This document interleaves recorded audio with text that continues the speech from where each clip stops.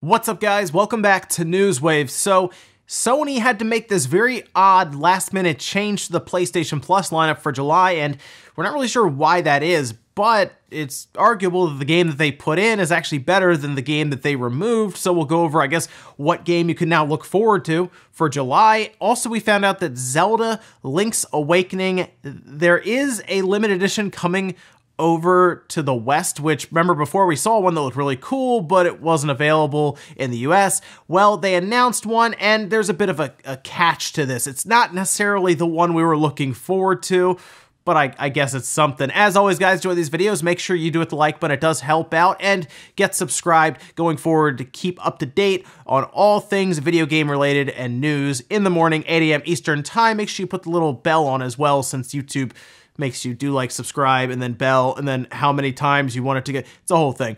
But today we're actually going to start with a Nyko case for the Switch. Remember how we talked about this before, where there was a D-pad you could get that came with the case? You're actually seeing a picture of it here, and Amazon has now listed this is coming out November 26th for $13. And originally we saw this, it looked kind of neat. We didn't really know much about price or release date. Well, now we know both, and I'm still unsure about how a case is going to give us a good D-pad. This looks like it might just be one of those, I guess, quick solutions or easier solutions than reshelling your Joy-Con, or Nintendo releasing a D-pad for us in a Joy-Con, like a special edition one or something.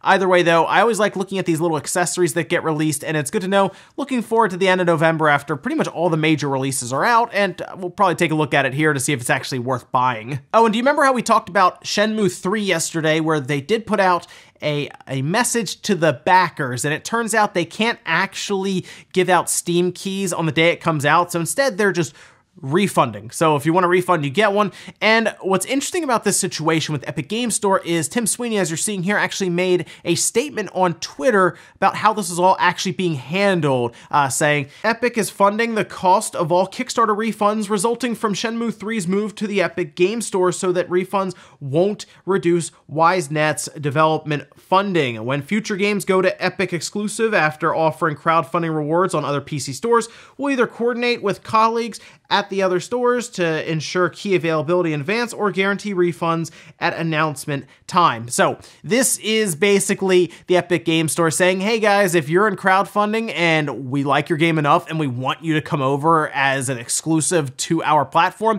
we'll take care of all the refunds. All the cost, the expenditure there, don't worry about it. We'll take care of it. This is an absolute call to any company or any group that's working in as a Kickstarter to maybe even approach them about this, because remember, if you release specifically on the Epic Game Store, they will do things like cut any royalty fees that you would pay for Unreal Engine 4, and sometimes they'll even pay you money, it seems, to keep you exclusive and keep you away from Steam. And now they're saying they will just cover your backing if you need to have it refund for Steam backers. People who believe that, of course, they're getting a key through Steam because you've, kind of showed them that in surveys, or you have a Steam page, they'll just give them a refund. The big question here is it still worth doing it when you're kind of getting the ire of the gaming community there? They're not happy with you, and sometimes that'll stick with you. So that's the question. Is the money worth the frustration and kind of the image that you paint yourself with? We also got a video showcasing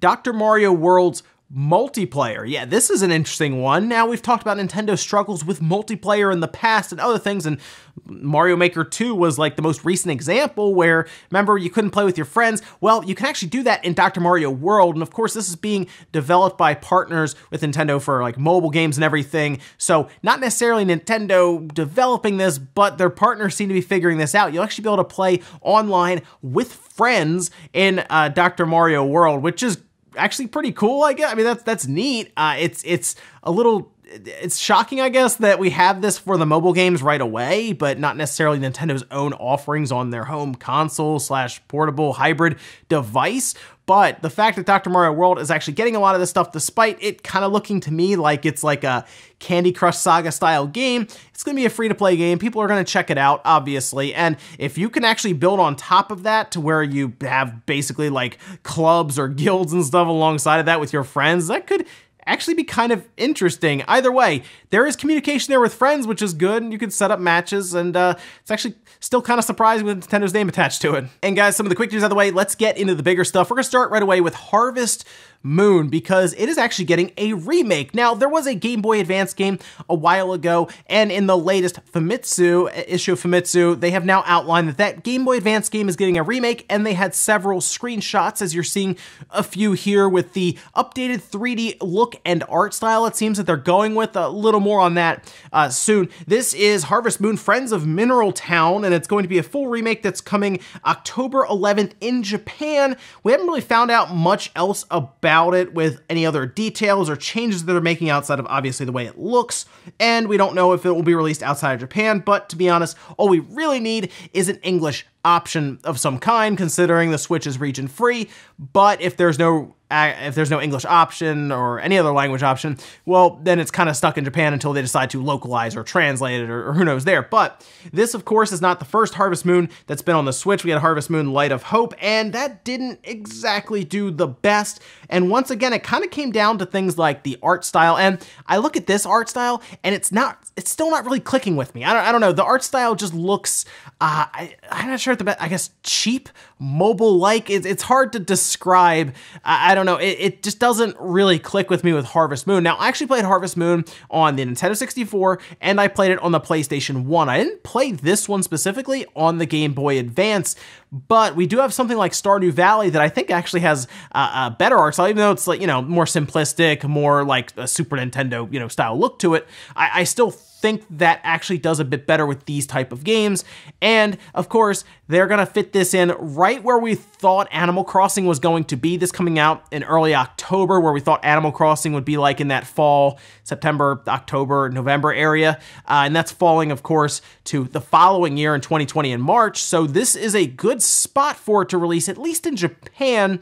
We need to see if they will decide to bring it west. And if they do, if it'll be too late and Animal Crossing will already be here. And I mean, that's the game that people are going to play and spend hours and hours with if they're looking for kind of a sim-style game, not necessarily Harvest Moon. But Harvest Moon fans, I'm sure, are very excited. Again, we just need to see if it comes outside of Japan, if it has a physical copy and everything, and if it's actually better than the previous one that has like a 62% on Metacritic and was heavily criticized by a lot of fans. So we'll see. Either way, they're definitely not giving up on the series, and, well, I guess we'll see what this next one brings. Next up, let's talk about PlayStation Plus for July. We talked about it previously, and honestly, the games weren't very good. I saw them and I said, okay, well, there's, Horizon Chase, and that was okay. I mean, it's a fun game, but then the other thing was Pro Evolution Soccer 2019, so a sports game, which already is annoying to a lot of people, but I'm sure there's a lot of people who haven't played Pro Evolution Soccer. However, there was an update to their blog, Sony's blog, about this month for PlayStation Plus, and there seemed to be an issue.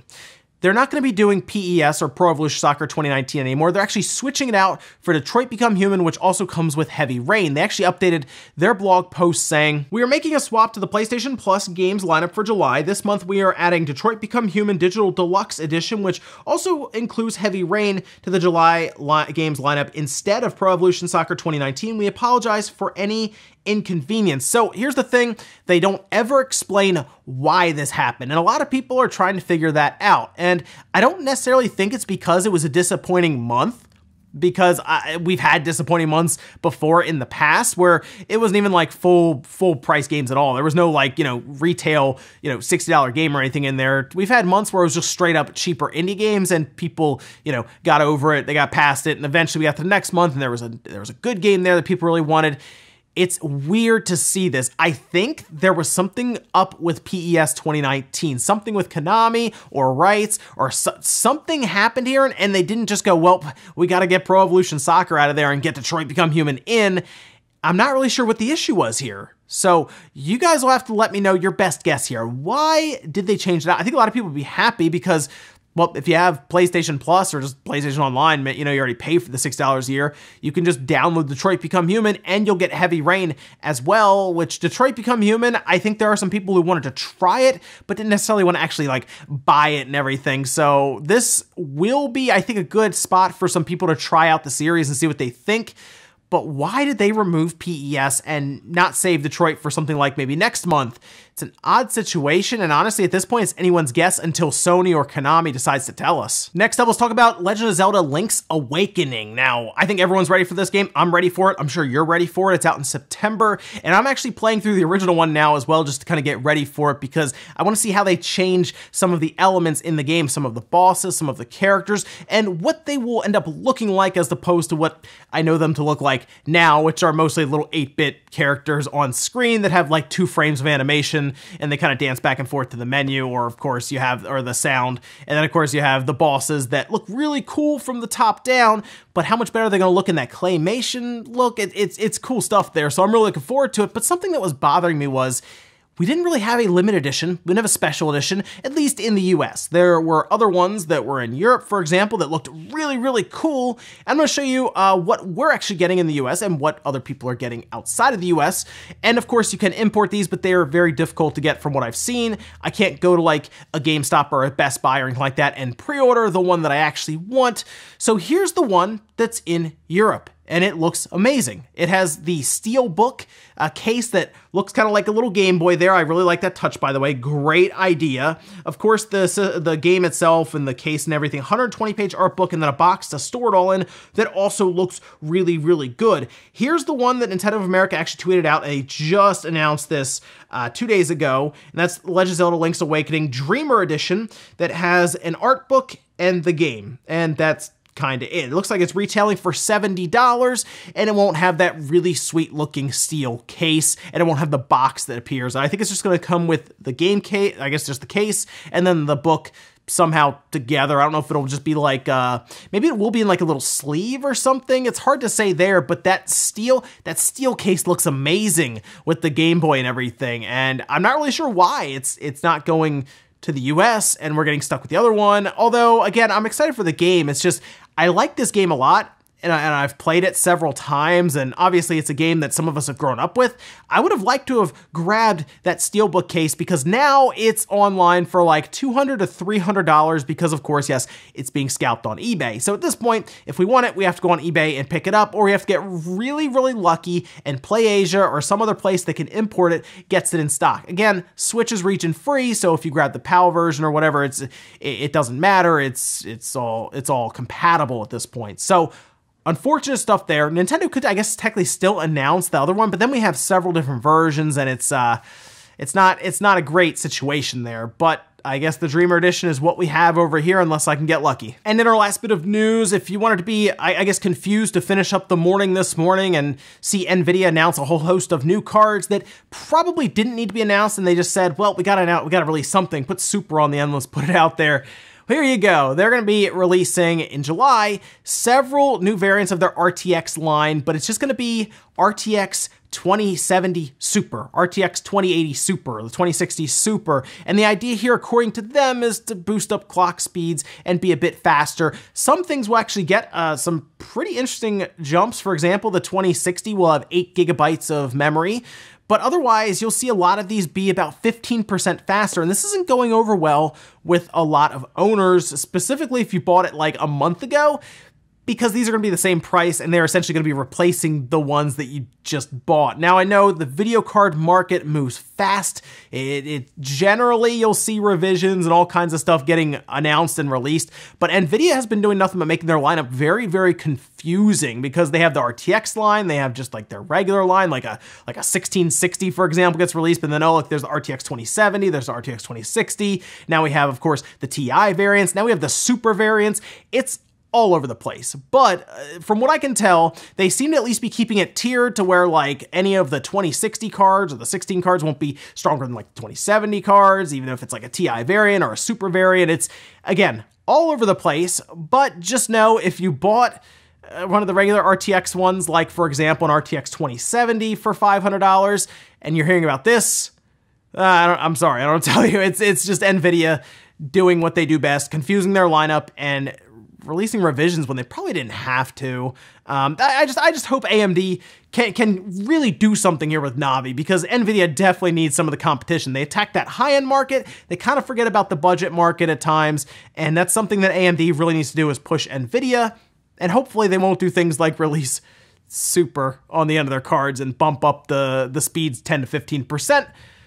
but we'll see. And we'll finish up with the comment of the day as you're seeing here. This one's from Zen Underground saying, NBA 2K's microtransactions really make it hard to hope for an NFL 2K return someday. I know what you mean here because NFL 2K5 was awesome. I loved that game, and they really did a lot to try to push EA around, and it actually ended up having EA get pushed into buying the rights for NFL so that only they could make the games, right? So they partnered with the NFL in general so that only they could use the names and likenesses and stuff of current players, and that's why you got All Pro Football 2K8. It's because they used like older players, people who are like legend status that they pulled from, whereas you can't make anything for current players. And unfortunately, I feel like you might be right here. After seeing what they've done with NBA and they discovered their microtransactions, I feel like if there was an NFL 2K20 or a 2K21 or something, it would be just as bad as NBA 2K20 or 21. Seriously, we would be paying for haircuts with real money. There'd be virtual currency all over the place.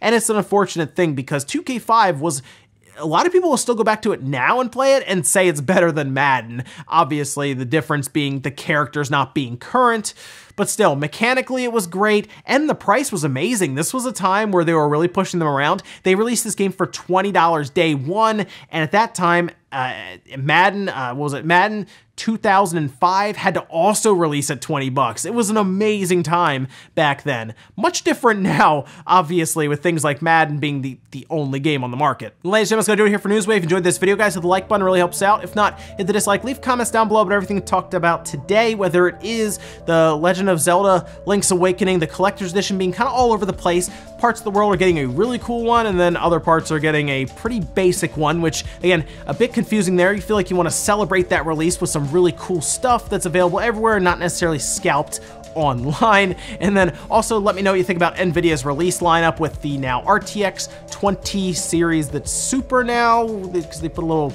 bit of text there and raise the clocks a bit. And then of course, let me know what you think about Sony changing the PlayStation Plus lineup at the last minute out of nowhere. Interesting stuff there. Why do you think that is? Thanks guys for watching, and I'll see you next time.